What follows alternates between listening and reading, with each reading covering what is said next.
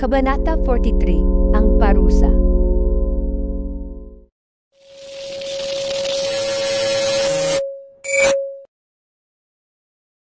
Sa kabila ng lahat ng paalala ni Maria Blanca, hindi na magunita ni Don Juan ang mga alaala nilang dalawa.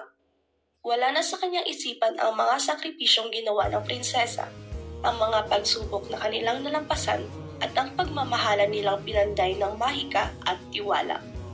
Ngunit hindi nang hinawa si Maria Blanca.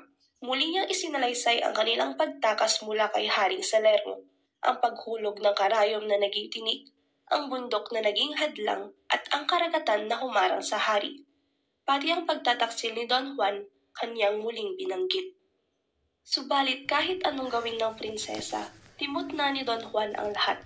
Wala na siyang maalala, parang binura ng sumpa ang lahat ng kanilang pinagsamahan. Ipinatigil ni Maria Blanca ang palabas. Naglahong parang bula ang dalawang ita.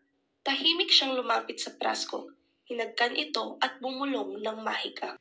Kung hindi mo na ako matandaan, babasagin ko ang praskong ito upang gunawin ang buong kaharian. Wika niya sa sarili. Isang tagpo ng matinding sakit, pagkawala ng pag-asa at paghahanda sa wakas. Isang eksenang dapat damhin ng bawat manonood.